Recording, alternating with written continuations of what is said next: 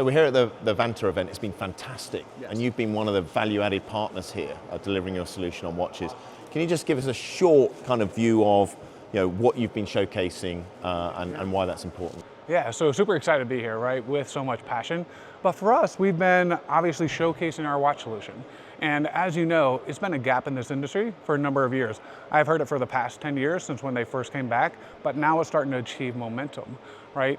And if you look at the impact of our industry, it was very important for someone to solve that technology gap, right? Because a consumer, when they get a refurbished smartwatch, if they have a bad experience, it's not just a bad experience for that smartwatch, they are attributing that to the entire circular economy. And that's one of the things that we were very passionate about solving, so that they could have a good experience, so that they could trust and elevate this entire industry. Fantastic, and with the solution you've got, it was very slick. You're overcoming the challenges, particularly with the Apple products, in terms of getting into those devices quickly and presenting the information. Tell us a bit about how you're doing that. Yeah, so that was one of the creative parts, right? Unfortunately, I've got an amazing team of engineers that make me look good, right? I just get to be the face person. But it's not typical like working with a mobile phone, right? Desktops, notebooks, PCs, anything like that. Because these things are meant to be connected with an iPhone or with another mobile phone, right? So if you do that, it adds operational overhead.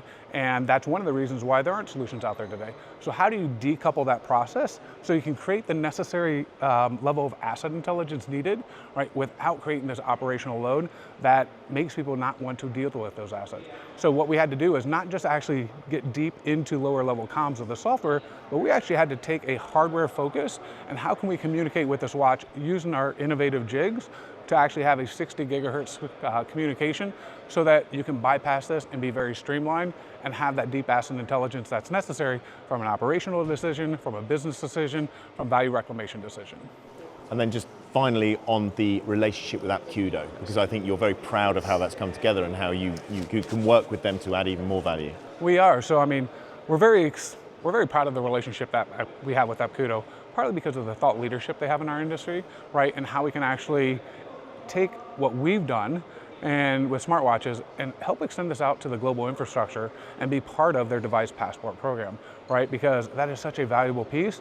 And look, we're an innovative company, but we're still nimble. So now that we get to plug into this platform, into this team, it allows us to actually solve that gap at a broader scale, right? And becomes part of the platform, as well as the innovation, everything that we get to do. So this isn't just going to be a smartwatch solution working with them. We're going to look at the entire circular economy and say together, how do we solve some of the gaps that exist to replicate what we've done in smartwatches and bring it out to the entire industry. Fantastic, great overview. Thanks so much for your time. Awesome, thank you so much. Good seeing you.